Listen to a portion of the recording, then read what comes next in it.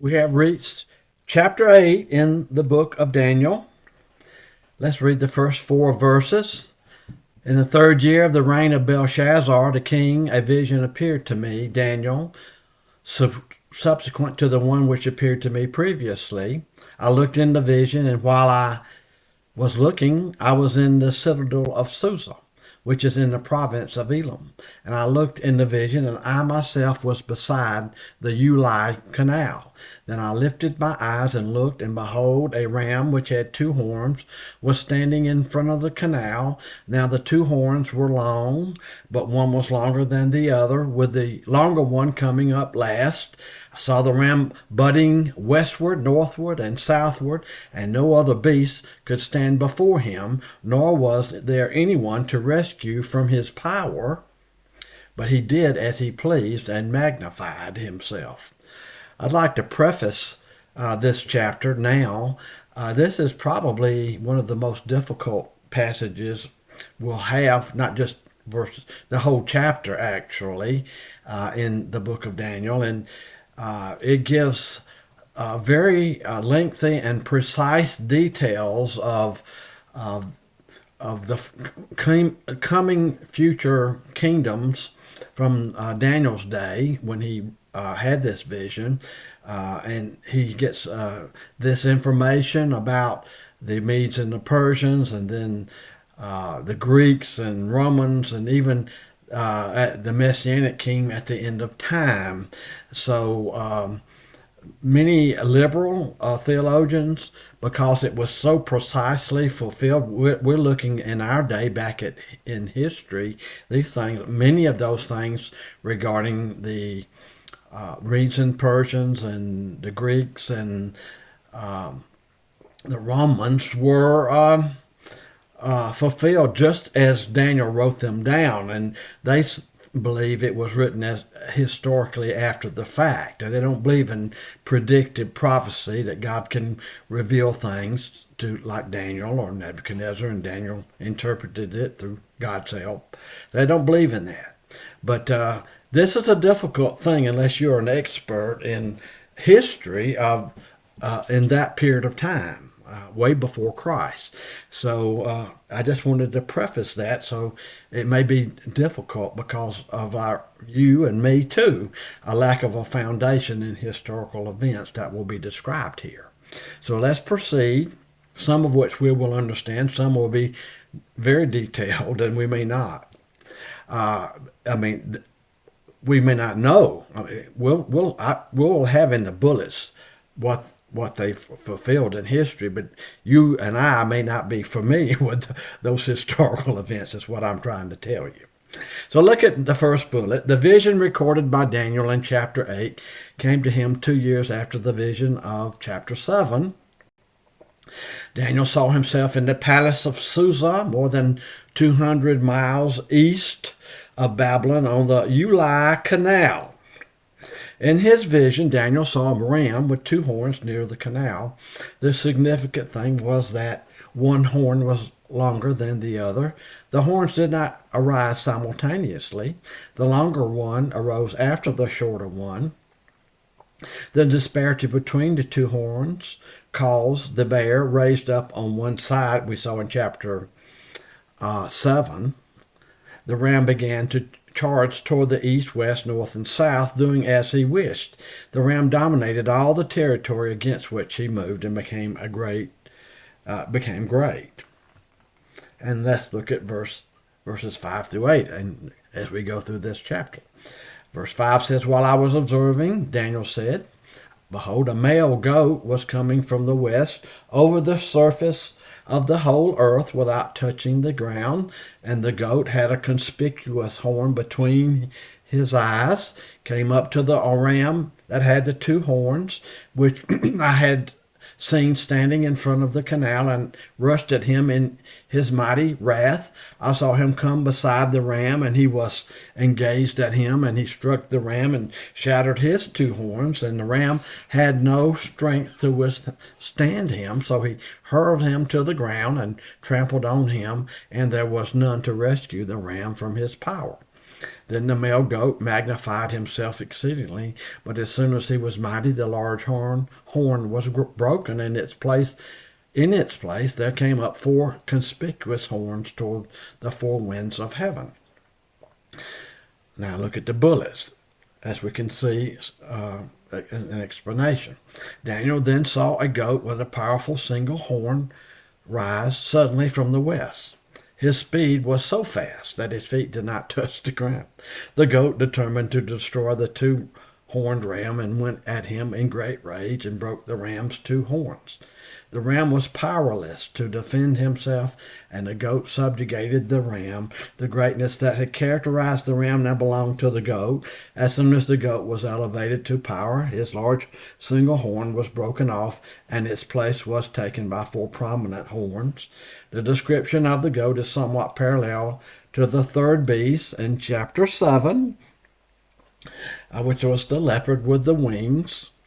The leopard with the wings, and of course, and this also parallel with Nebuchadnezzar saw in chapter 2 and interpreted that image in his dream.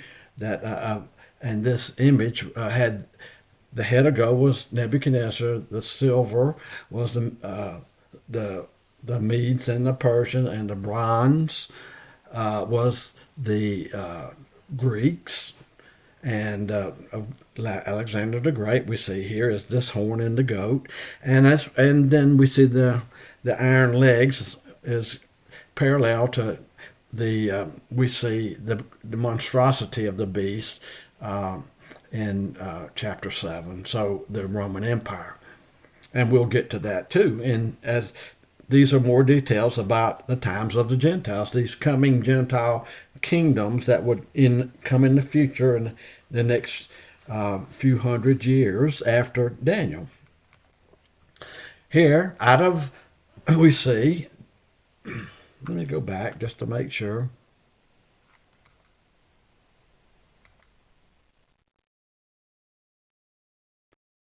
Okay, verse 9, out of one of them forth a rather small horn which grew exceedingly great toward the southeast, toward the beautiful land. That would be Jerusalem. And when we say out of one of them, let's go back to the one before. The male goat, remember verse 8, magnified himself exceedingly. That would be Alexander the Great. But as soon as he was mighty, the large horn was broken, and in its place came up four conspicuous horns toward the four winds of heaven. That would be the four generals that took over the kingdom at the Greeks had conquered under Alexander after Alexander died. And he died a young man in his early 30s. So out of one of them, the four, came forth a rather small horn, which grew exceedingly great toward the south and east and toward the beautiful land. That's beautiful land is referring to Israel, the promised land. It grew up to the host of heaven, caused some of the host and some of the stars to fall to the earth, and it trampled them down. It even magnified itself to be equal to the commander of the host, and it removed the regular sacrifice from him, and the place of his sanctuary was thrown down, and on account of transgression, the host will be given power to the horn along with the regular sacrifice, and it will fling truth to the ground and perform its will and prosper. So let's read the bullets. Out of one of the four horns came another horn. It had an insignificant beginning, but it exerted power southward, eastward, and toward the beautiful land, that is Israel. He became a great persecutor of the people of Israel, the host of heaven, and he subjugated that nation, trampled on them, and he set himself up as Israel's king, prince of the host. He compelled the nation to worship him by prohibiting Israel from following her religious practices, removing the daily sacrifice, and desecrating the temple. This part of the vision anticipated the rise of a ruler in the Greek Empire who subjugated the people and the land of Israel, who would also desecrate the temple, interrupt the worships there in the temple, and demanded the authority and worship that belongs to God.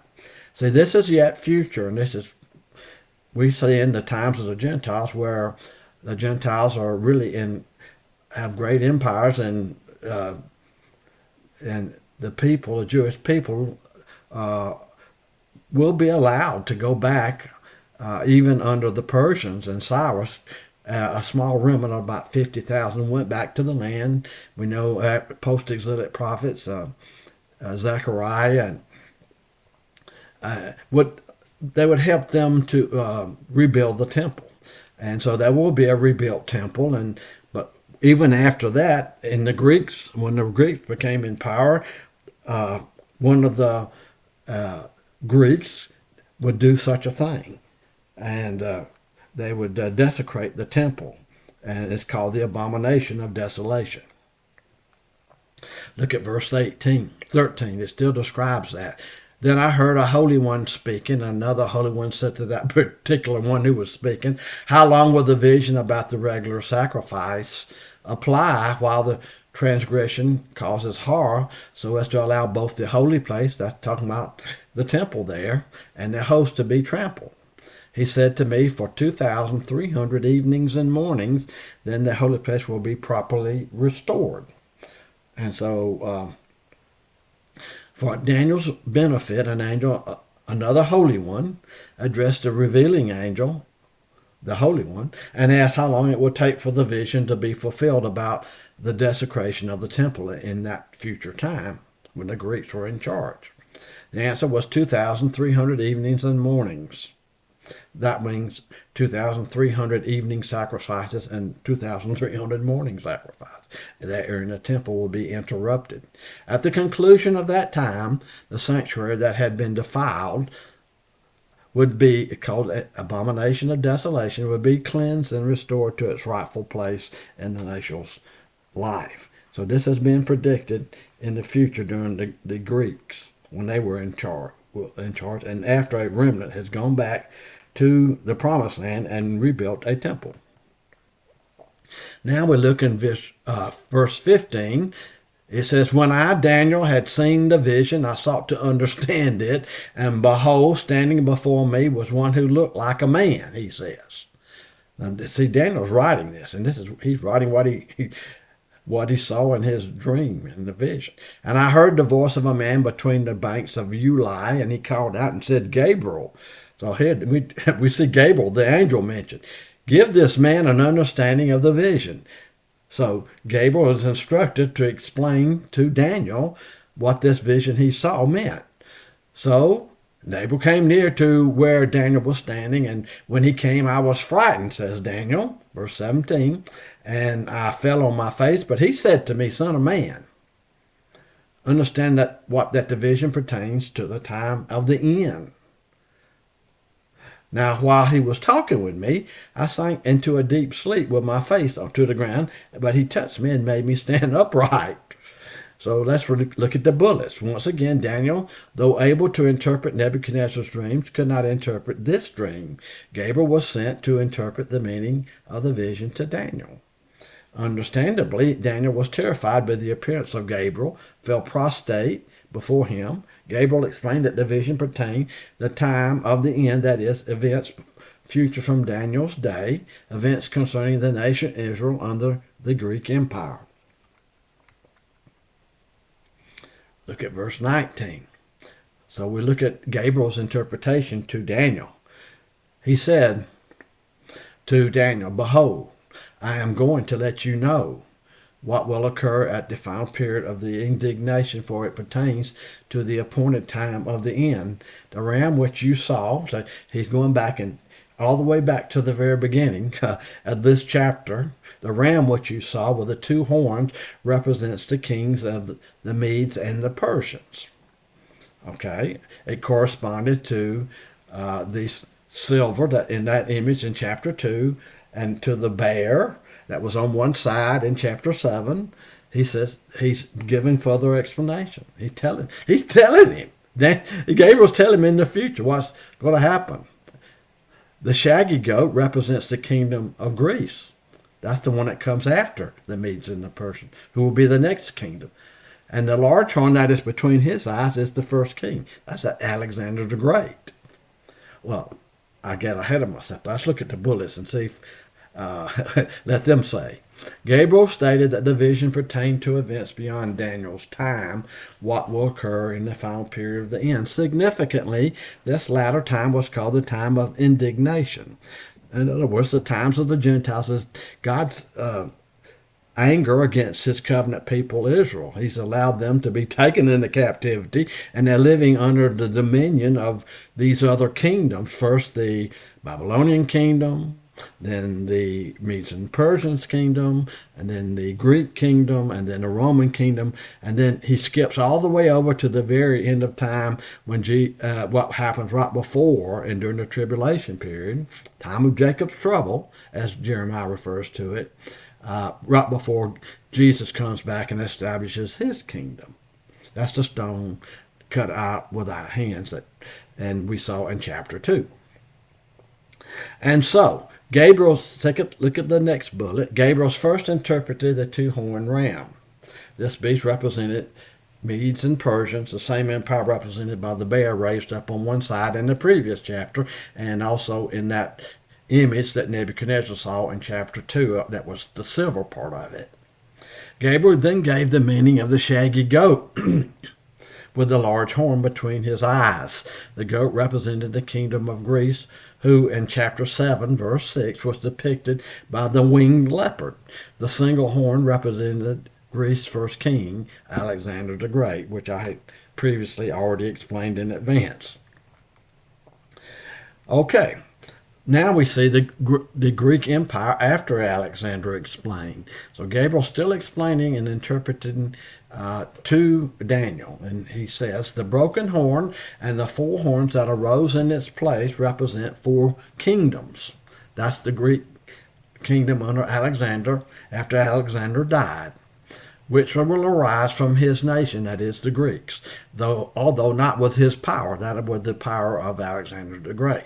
In the latter period of their rule, the four generals who took over after Alexander, when the transgressors have run their course, a king will arise, insolent and skilled in intrigue.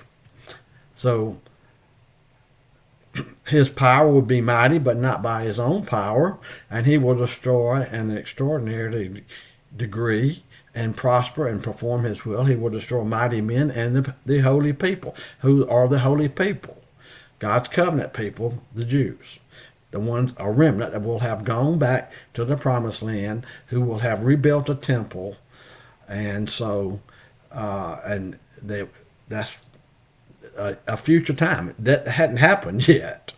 And through his shrewdness, this person he's talking about, a king that arises in the latter part of these other four, through his shrewdness he will cause deceit to succeed by his influence, and he will magnify himself in his heart, and he will destroy many while they are at ease.